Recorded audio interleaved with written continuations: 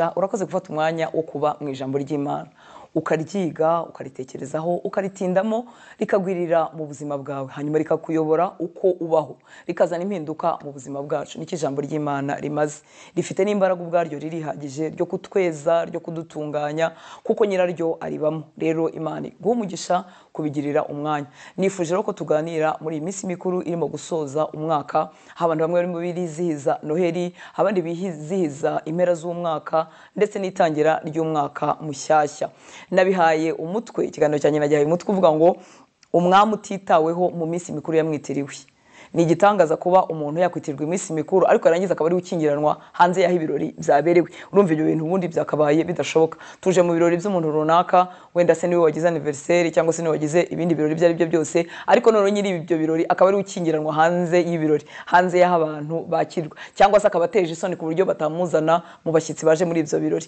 uko rero niko iminsi mikuru yitirirwa Yesu akenshi yizihizwa Imana itugirire ubuntu uko umuntu rero aba mu ijambo ry'Imana umuntu agenda arikuriramo arigwiriramo impinduka ziraza ku buzima bwe mu buryo yizihizaga Noheli cyangwa se ntanayizihize na gatoya kubera iki umwami tuvuga ni umwami w'isi yose ni umwami w'ibihe byose ntabwo byashoboka ko wamukingirana mu munsi umwe runaka ngo abariho yibukwa mu munsi umwe runaka uretse ko mu by'ukuri atanibikwa abasoma cyangwa abakurikira benshi mumaze kubimenya ko mu by'ukuri Noheli atari umunsi mukuru ufite inkomoko mu Bukristo ahubwo umunsi mukuru ufite inkomoko mu mizi ya gipagani ariko ibyo sibyo nifuza gutindamo kuko mbona ko n'umumaro wabyo atari munini cyane ahubwo wowe wamenye Kristo ukwiriye kugira impinduka mu buzima bwawe ukubayeho ubuzima bwawe ugakuramo ibyangombwa ukabigumana ibitari ngombwa ukabitakaza Noheli rero ntabwo ari umunsi mukuru w'idini gusa cyangwa se twakwitwa gikristo gusa ahubwo ucomekanye n'imico yacu winjiye mu buryo tubana n'imiryango yacu ubu ngubu abantu benshi bakoze ingendo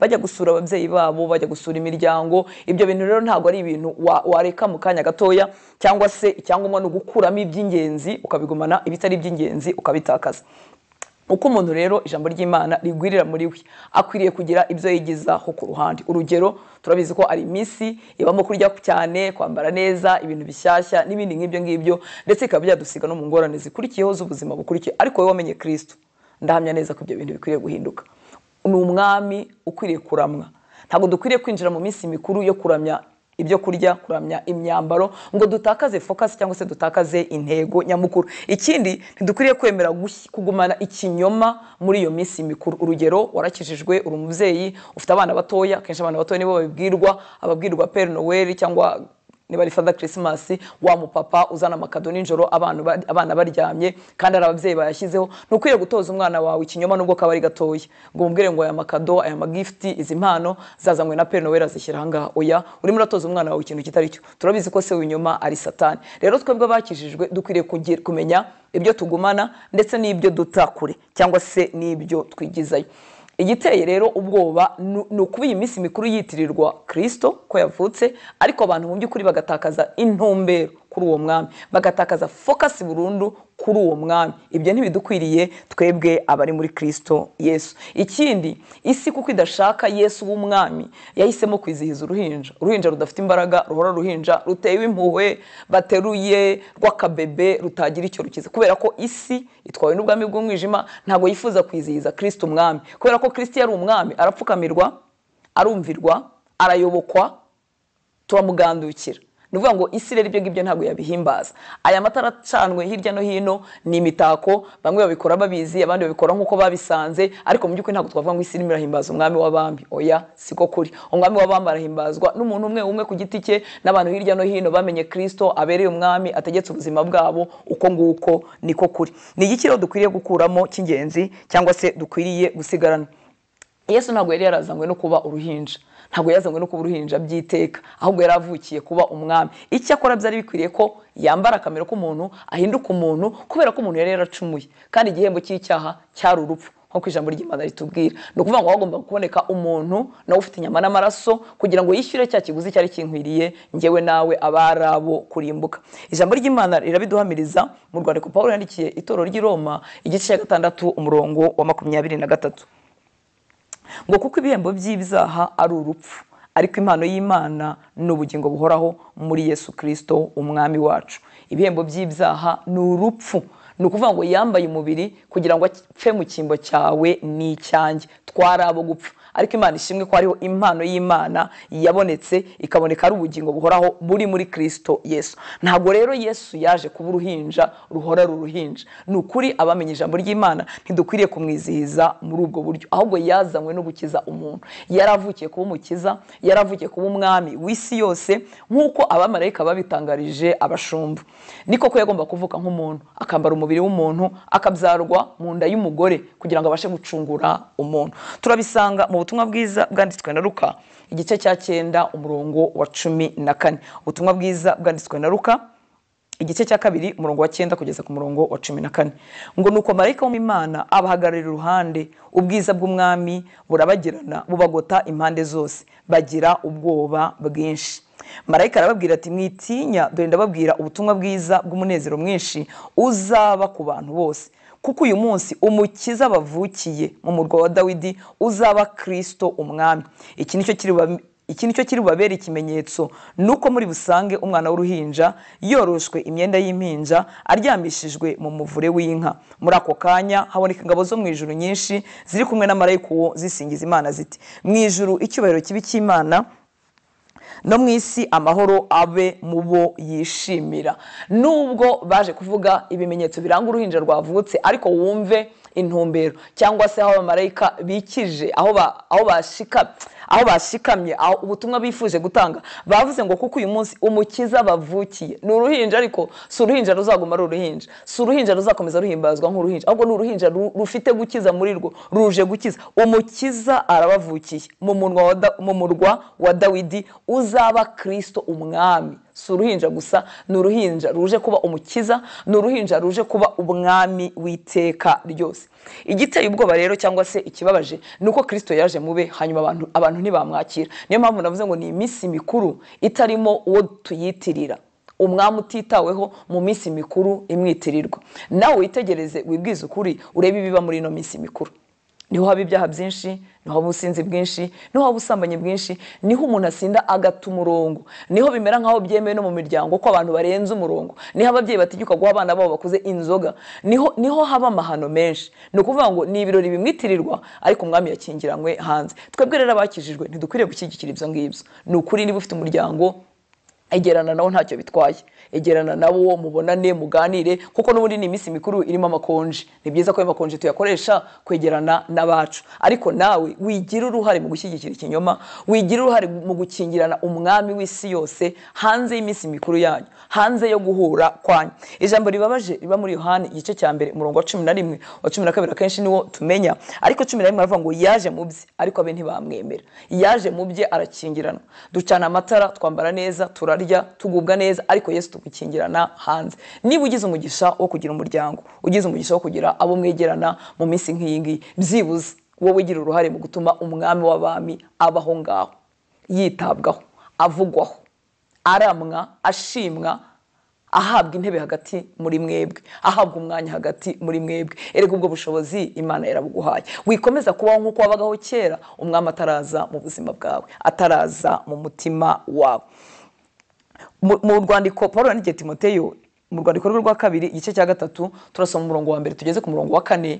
Ndifuza kukwereka ibimenyetso bizabaho mu bihe bya nyuma, nubwo n'ubundi twamaze kubigeramo kuva Yesu yasubira mu ijuru, turi mu bihe bya nyuma, ariko biraranga rwose iyi minsi mikuru y'impera z'umwaka. Abantu bazaba bakunda ibibanezeza kuruta gukunda Imana yabo. Wongera wibika ngo ni iminsi amadini yise ko ari umunsi w'umwami Yesu, ko ari kuvuga ku mwami Yesu, ariko nibitegereza urasanga ibinezeza abantu bitanezeza umwami ari byo bigwiriye. Wowe nanjye rero twakijijwe dukwiriye kugira uruhare rwo kwigizayo ikinyoma aho bishoboka. Ntabwo ngubwira ngo zana impaka, burana, oya, ahubwo kosoresha ubugwaneza, kosoresha kudashyigikira ikinyoma kandi waramaze kumenya ukuri. Reka tuhasome dukoresheje Bibiliya, ijambo ry'Imana, mu rwandiko rwa 2 Pawulo yandikiye Timoteyo igice cya 3 duhere ku murongo wa 1 tugeze ku murongo wa 4. Haravuga ngo umenye neza ko mu minsi y'imperuka hazaza ibihe bikomeye. Abantu bazaba bikunda, bakunda ifaranga, birata, bikuza, batuka Imana, batumvira ababyeyi. Bazaba ari indashima, batubaha Imana, badakunda ababo, batagira impuhwe, babeshyirana, bahubuka. Bazaba ari abanyarugomo n'abanzi b'ibyiza, abagambanyi n'ibyihebye n'abikakaza, bazaba bakunda, uyu murongo niwo nashakaga, bazaba bakunda ibibanezeza aho gukunda Imana. Bazigira nk'abubaha Imana ariko bahinyura ububasha bitera, abo bose ujye ubagendera kuri. Bazaba bakunda ibibanezeza kuruta uko bakunda Imana, ngo bazaba ariko babigira nk'abubaha Imana.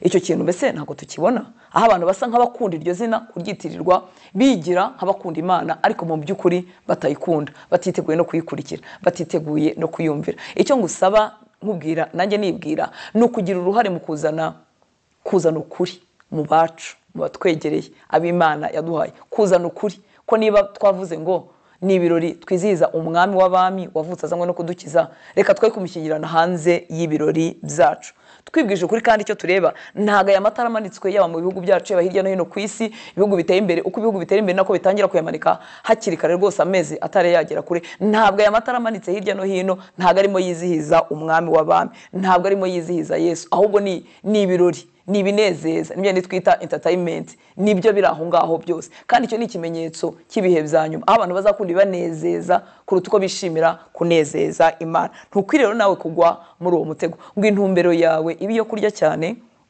no kwambara neza cyane no gukoresha ibirori bihenze cyane, ngo aba ari intumbero yawe ijya hatarimo akanya namba k'umwami urimo wizihiza Imana. Itugira ubu cyangwa se tukamuha akanya kameze nk'agacitse ku icumu, kubera ko twabimenyereye, tuba mu madini tukamuha akanya kameze nk'agacitse ku icumu. Abantu nibasengera ibiryo baze no gusengera gusoza, akanya kameze nk'agacitse ku icumu. Nezerwa uko Imana iguhaye umunezero, ariko ntutakaze intumbero. Umutima wawe ntuve ku mwami, gutekereza kwawe ntikuve ku mwami, kandi ntutakaze ibihe byawe byo gusenga usengera abangaba bagitwikiriwe, abangaba barimo barushaho kujya mu byaha muri iyi minsi mikuru. Imana itugirire ubuntu.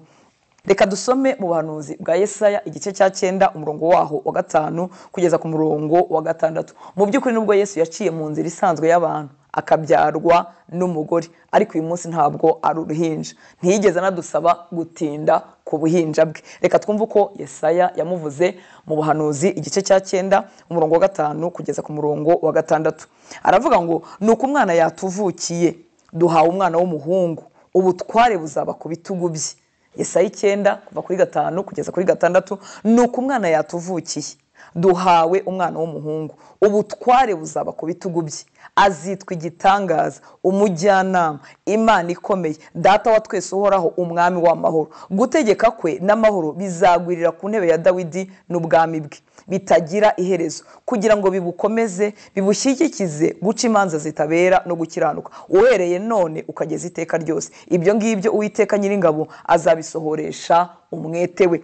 Urumva ko adatinze ku buhinja bwe, nubwo azavuka ari umuntu akabyarwa mu buryo bwenda kumera nk'ubw'abantu, kuko yaje ari umuntu 100% byawe n'umugore, arasamwa amezi 9 nk'abandi, aravuka nk'uruhinja rurira nk'abandi, ariko ari umwuka wera watwikiriye Mariya nk'uko tubisoma. Ariko ahangaha baratubwiye ngo tuhawe umuhungu, ubutware buzaba ku bitugu bye. Batinze kucyo agiye gusohoza, kucyo azaba, ubutware buzaba ku bitugu bye.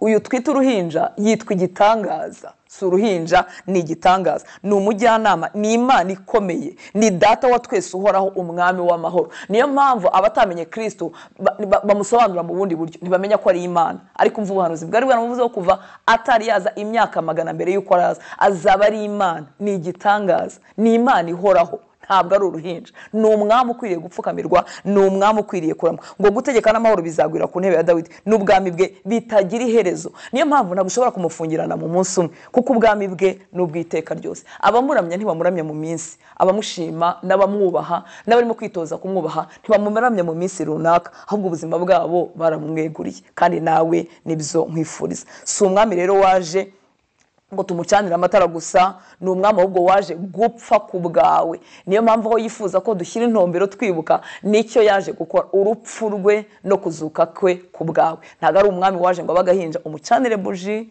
umucanire udutara, uririmba uturirimbo dutaye tw'abana. Ibyo wabibwira abantu ushaka kubabwira inkuru y'agakiza, ariko nshuti y'Imana saho bigarukira. Ni umwami waruje gupfa, azanywe nawe nanjye, aje kuducungura. Izo nizo nkuru z'ubutumwa bwiza bw'ibihe byose, butari ubw'itariki 25 z'ukwa 12, ahubwo n'ubutumwa bwiza bw'ibihe byose. Kandi arifuza ko wamumenye ubishyira abandi. Reka dusome ubuhanuzi bwa Yesaya igice cya 53 umurongo wa 1 tugeze ku murongo wa 6. Nanone turasoma dukoresheje Bibiliya, ijambo ry'Imana. Wa wundi waje ari uruhinja duhawe umuhungu azitwa igitangaza, umujyanama, Imana ihoraho. Dore uko ubuhanuzi noneho bwamuvugaga burimo bureba amaherezo ye, icyamuzanye ari cyo gupfa ku bwawe nanjye. Reka twongere dusome mu buhanuzi bwa Yesaya igice cya 53 umurongo wa mbere kugeza ku murongo wa 6.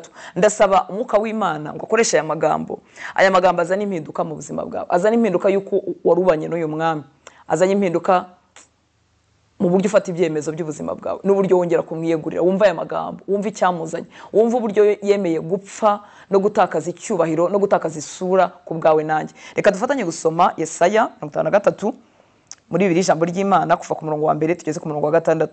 Ngo ninde wemeye ibyo yatwumvanye, ninde wahishuriwe ububasha bw'Uhoraho, ubwo uwo mugaragu yakuriye imbere y'Uhoraho nk'urugemwe, yari ameze nk'urugemwe rwameze mu butaka bwumiranye, nta buranga cyangwa igikundiro yari afite byo kutureshya, nta bwiza yari afite byatuma tumurangamira. Yarasuzugurwaga akangwa n'abantu, yahoranaga umubabaro n'agahinda, yari umuntu abandi batifuza kureba, yarasuzuguwe tumubona nk'imburamumaro, yarababajwe kubera ububi bwacu, yashenjaguwe n'imibabaro yari itugenewe. Nyamara twamubonaga nk'uwahanwe n'Imana, twamubonaga nk'uwibasiwe nayo agacishwa bugufi.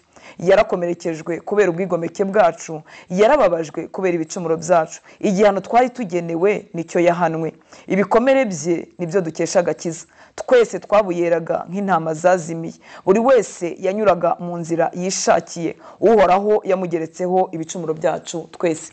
Aharaho iyi sura yo kudukiza idakurura niyo ituma tumukingirana inyuma y'ibirori byacu, kuko bisa nkaho bidashamaje ibye, bisa nkaho bitaryoheye kamere muntu, bisa nkaho bitaryoheye ibirori, ndetse niyo bivuzwe bisa nkaho abantu bibwira ko bigiye kubishya ibirori, kuko abasendaga barahita batinja kongera kunywa, abari bafite gahunda yo gusambana bahita babireka, abantu bikumva bibihije ibirori, abakoraga ibyo kuvuyarara bakumva imbaraga zirabakamutsemo, bisa nkaho bibihije ibirori. Yatangiye umuhanuzi atubwira ngo ninde wizeye ibyo yatwumvanye. Kubera iki? Kuko imikirize ye itandukanye n'iby'isi yitega, itandukanye n'ibiryohera kamere muntu. Ngo ninde wahishuriwe ububasha bw'Uhoraho, uwo mugaragu yakuriye imbere y'Uhoraho nk'urugemwe, yari ameze nk'urugemwe rwameze mu butaka bwumiranye, nta buranga cyangwa igikundiro yari afite byo kutureshya, nta bwiza yari afite byatuma tumurangamira. Yarasuzugurwaga akangwa n'abantu. Uzi ko na n'uyu munsi agisuzugurwa? Uzi ko kirukanwa mu minsi mikuru yacu yitwa kwimwitirirwa? Ngo yarasuzugurwaga akangwa n'abantu, yahoranaga umubabaro n'agahinda, yari umuntu abandi batifuza kureba, yarasuzuguwe tumubona nk'imburamumaro. Uyu munsi batwita imburamumaro abakijijwe. Uzi kugira umugisha umwana wagakizwa utari wakizwa, akava mu bibi yakoraga ibyakoraga uzi cyangwa utazi, ariko ukamwita ko abaye imburamumaro. Na Yesu niko bamwise, kubera kutamenya ibyo azana mu muntu, kubera kutamenya ibyo atanga by'iteka ryose, bitandukanye n'icyitwa mbuze ko ntabwo ari umunezero, n'icyitwa ibyishimo cyangwa kwinezeza ku munsi umwe. Niko bamufashe, niko bamufataga. Ngo yarababajwe kubera ububi bwacu, yashenjaguwe n'imibabaro yari itugenewe. Nyamara twamubonaga nk'uwahanwe n'Imana, twamubonaga nk'uwibasiwe nayo agacishwa bugufi. Yarakomerekejwe kubera ubwigomeke bwacu, yarababajwe kubera ibicumuro byacu. Igihano twari tugenewe nicyo yahanwe, ibikomere bye nibyo dukesha agakiza. Twese twabuyeraga nk'intama zazimiye, buri wese yanyuraga mu nzira yishakiye, Uhoraho yamugeretseho ibicumuro byacu twese. Umva icyari cyarazanye umwami.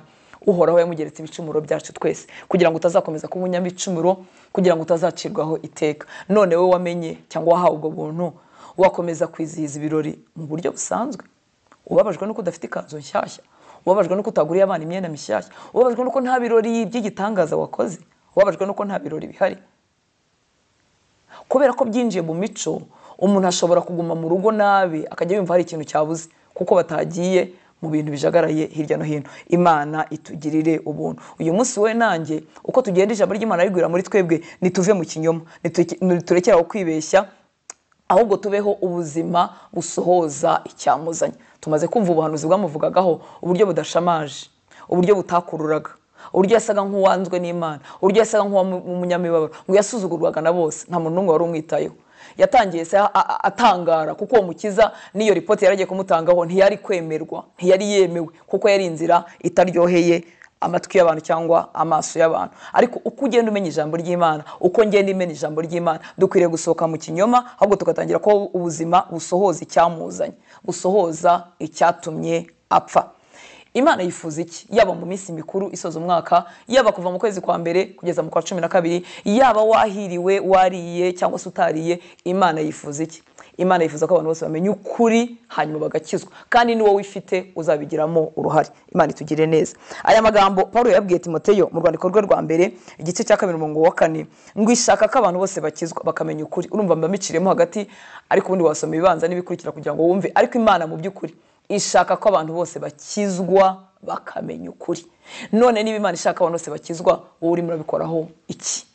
Uruhare rwawe nturuhe. Imana itugirire neza. Ikindi Imana ishaka, irashaka ko abantu basinze bari mu isindwe, simvuga iry'inzoga gusa, isindwe ryo kurangara, basinduka nabo bakamenya ukuri bagahindukira bagakizwa, kandi ni wowe uzabigiramo uruhare. Iyo dusomye mu rwandiko Paulo yandikiye Timoteyo nanone urwandiko rwa kabiri igice cya 2 umurongo wa 26 haravuga none niba Imana ishaka abantu bose bakizwa, wowe urimo urabikoraho iki? Uruhare rwawe nturuhe. Imana itugirire neza. Ikindi Imana ishaka, irashaka ko abantu basinze bari mu isindwe, simvuga iry'inzoga gusa, isindwe ryo kurangara, basinduka nabo bakamenya ukuri bagahindukira bagakizwa, kandi ni wowe uzabigiramo uruhare. Iyo dusomye mu rwandiko Paulo yandikiye Timoteyo nanone urwandiko rwa kabiri igice cya 2 umurongo wa 26 haravuga ngo kugira ngo basinduke bave mu mutego wa Satani wabafashe mpiri. Nari kwasoma hose, ariko kubw'umwanya reka ne kwasoma hose. Ngo basinduke bave mu mutego wa Satani wabafashe mpiri, babone gukora iby'Imana ishaka. Paulo arimo gukangurira Timoteyo gukuruza abantu bugwa neza, kubaha inyigisho nzima, kugira ngo abo bantu ahari kubw'imbabazi z'Imana basinduke. Habaho impaka nyinshi rwose umuntu agagara kukuri kwe, kandi ariko impaka zibuzemo bugwaneza zituma dutakaza abadafite ukuri. Mwibuke ko ikinyoma iyo kijya gutangira kigira abagitangiza, kandi akenshi abagitangiza baba bazi rwose icyo bashakaga, ariko hari abandi bakurikira icyo kinyoma buhumyi. Iyo tubagaruje ubugwaneza barasinduka bakava muri icyo kinyoma. Ngo basinduke bave mu mutego wa Satani wabafashe mpiri, babone gukora iby'Imana ishaka. Isindwe ryo kurangara, isindwe ryo gusindanya gusinda, isindwe ryo kuba mu byaha umuntu agatakaza umurongo w'Imana yamushakagaho, abo bantu baragukeneye. Abo bantu nibo Imana igutuma. Imana irifuza ko basinduka bakava mu mutego wa Satani wabafashe mpiri, kugira ngo babone gukora iby'Imana ishaka. Aba bantu basinze, yaba gusinda inzoga cyangwa gusinda kurangara, nta bushobozi bafite bwo gukora iby'Imana ishaka, nta bushobozi bafite bwo kwizihiza ubuzima bwa Yesu, bwo kwibuka urupfu n'umuzuko we. Ntabyo bafite, kuko barasinze. Basinze ikinyoma, basinze kurangara, basinze kunezeza kamere yabo, basinze kuyihaza. Ni wowe Imana ifite kugira ngo bakure muri iryo sindwe.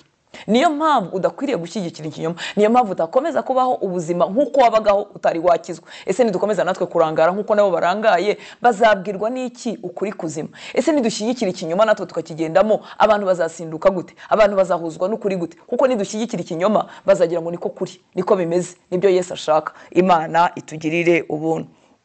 Ikindi, ufite umukoro ukomeye. Nanjye wakijijwe, nawe wakijijwe, dufite umukoro ukomeye.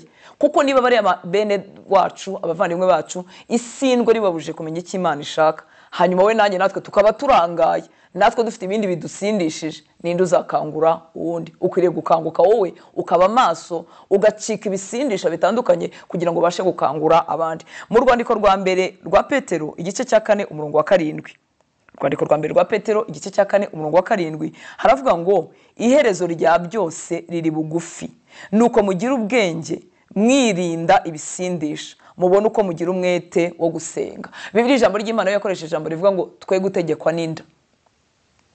Uzuko abantu barya mu minsi mikuru kugeza ubwo turara tubabarinda, ngo ibyo ngibyo bikatwambura umwete wo gusenga.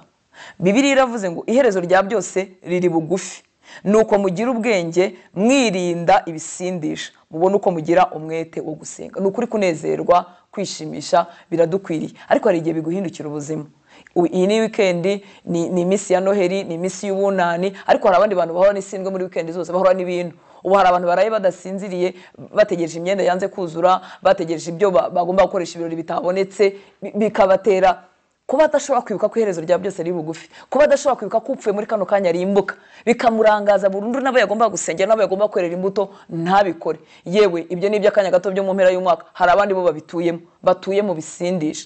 Nubwo Bibiliya yavuze ngo tugire ubwenge twirinde ibisindisha, tubone uko tugira umwete wo gusenga. Wenda ivuga ibisindisha by'ukuri by'ibisindisha nyine bira by'inzoga, ariko abantu basindishijwe n'ibintu byinshi. Umuntu ashobora gusindishwa n'ibirori bidashira, umuntu ashobora gusindishwa no gusohoka kutarangira, umuntu ashobora gusindishwa n'ibindi bintu binezeza amaso byinshi hirya no hino, akabihoramo, akibagirwa kugira umwete kwibuka ko abantu barimo barimbuka, abapfuye batagira andi mahirwe ya kabiri. Ikindi y'ibisindisha bibaye byinshi, ntushobora kugira umwete wo gusenga. Iyi minsi mikuru ibirimo amasengesho make, kereka abantu b'ibiharamagara bemera guhara umwanya wabo, bagahara kutanezeza umubiri, bakitangira gusenga, bamwe bazindutse abandi mu bicuka abandi ninjoro. Nyamara iyi minsi ibirimo ubukana bwo gukora kwa Satani n'abarozi nabo ubwami bw'umwijima, kugira ngo ibitambo by'ibyaha birusheho kuba byinshi. Abasambana babura imbaraga zibireka, abasinda babura imbaraga zibireka, abatwara amada bagiye gukuramo babura imbaraga zibireka. Ni ukuvuga ngo ubwami bw'umwijima bwo burimo burakora. Ariko abandi bana b'Imana bakijijwe, bafite umwami, basindishijwe n'ibirori, bigatuma batakaza umwete wo gusenga. Imana itugirira ubuntu, igukangure, iguha ubwenge bwo kugira balance, kugirana umunezero n'umuryango, ariko udatakaje umwete wo gusenga, kugira ngo usenge ugira bukiza. Gusenga kwawe gutere abantu imitima yabo koroha no guca bugufi, babashe kumva ubutumwa bwiza, babona aho bufata, kubera ko gusenga kwawe kwatumye cya gitwikiza umwanzi yabatwikirije gicika kubera gusenga kwawe. Imana itugirire ubuntu. Ngo iherezo rya byose riri bugufi, nuko mugira ubwenge, mwirinda ibisindisha, mubone uko mugira umwete wo gusenga. Muri make ibisindisha bibaye byinshi, umwete wo gusenga uragabanuka. Kandi haba hari gutsikamirwa kwinshi, n'abajyaga basenga bakumva bararemerewe, abandi bakumva bararwaye, imbaraga zo gusenga zigakama. Kubera iki? Umwanzi arashaka ko tudasenga kugira ngo noneho abo yica rubi abice rubi. Ndimo ndakubwira, nanjye nibwira ngo ube maso, umwami aragukeneye kuko ni wowe gikoresho cyazana inkuru z'ukuri z'urupfu rwe no kuzuka kwe. Ni wowe gikoresho cyazana inkuru z'ukuri z'uko atari uruhinja, ahubwo ari umwami w'ibihe byose, kugira ngo tumupfukamire, kugira ngo tumuhimbaze, kugira ngo ubuzima bwacu bumwumvire kandi buhindurwe nawe, kugira ngo ubakanwa kabwira abandi icyo yakoze ku musaraba n'icyamuzanye, nabo bakira izo mbabazi kandi bamenye urwo rukundo rwe. Imana itugwirize imbaraga, Imana idukomeze, kugira ngo natwe nitumara gukomera duhindure benshi. Imana yaduhaye abantu badukikije, dufite umuryango, dufite inshuti, ufite uwo mukorana, ufite uwo mwicarana, ufite uwo muvugana ibindi bintu bisanzwe, ariko wimutakaza niba ubona ataramenya uyu mwami bitirira ibirori, ariko barangiza bakamukingirana hanze y'ibirori. Ndakwifuriza rero gusoza umwaka mu mahoro menshi Kristo atanga. Kigiye nanone cy'iminsi mikuru ni igihe kibamo stress nyinshi, aho abantu baba bibaza ibyo bari barapanze bitagezweho, ibyo bifuza ko bikorwa mu mwaka, ibyo bifuza kumarira umuryango wabo cyangwa bakunda batashoboye. Umuntu akumva rwose atakaje icyizere. Oya pe, ntabwo ubuzima dufite muri Kristo Yesu ari ubuzima bwo kuba muri stress, ahubwo ni ubuzima bwo kwakira amahoro yatugeneye. Ndagusabira rero, nanjye nisabira kugira ngo dusoze umwaka mu mahoro Kristo yatugeneye. Yaratubwiye muri Yohana igice cya 14:27 ngo mbasigiye amahoro yanjye ndayabahaye, icyakora simba nk'uko abisi batanga, imitima yanyu ntihagarare kandi ntitinye. Uzi guhagarika umutima kuba kuri muri iyi minsi mikuru nukuri ntibidukwiriye. Ngo mbasigiye amahoro yanjye ndayabahaye, icyakora simba nk'uko abisi batanga, imitima yanyu ntihagarare kandi ntitinye.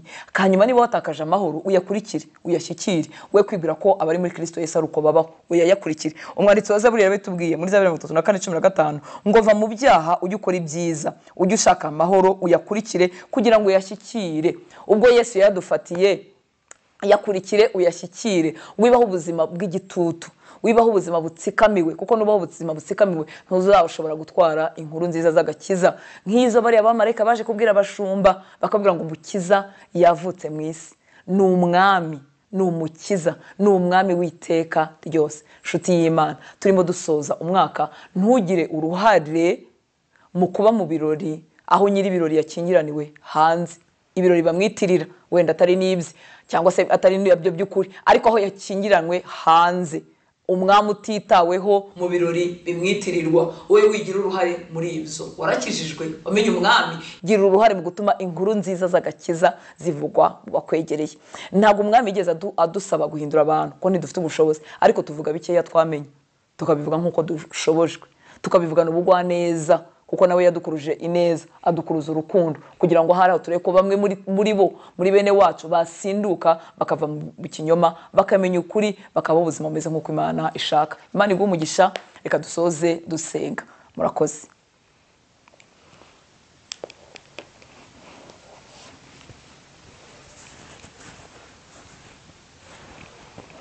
Data, mu izina rya Yesu ndagushimiye, ndagushimira kugira neza kwawe.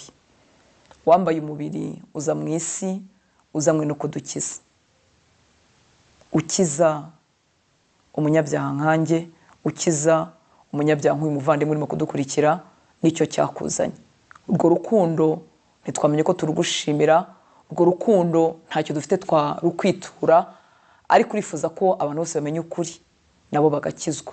Dushoboze rero urwo wadukunze kurutangariza abandi, Mwami, abo duhaye twegeranye mu mpera z'uyu mwaka, aho tujya hirya no hino. Reka tubabwire iby'urukundo rwawe, reka tubabwire iby'umwami w'igitangaza, umwami utari uruhinja, umwami waje gupfa, umwami watakaje isura, agatakaza ubumana, agatakaza icyubahiro, ashaka abanyabyaha nkatwe. Shyira izo nkuru mu mitima yacu z'ukuri, shyira ijambo ryawe mu mitima yacu no ku rurimi rwacu, kugira ngo Mwami natwe twe gupfapfana nk'uko abapfapfana barimo bapfapfana. Reka uburiganya bwa Satani bwamburwe imbaraga, reka ikinyoma cyuzuye isi gituma abantu barushaho gushayisha no kurangara no kujya mu byaha, twe kuba muri bamwe bagitera inkunga. Twuzuza ukuri kwawe, twuzuza imbaraga zawe kugira ngo tukuvuge.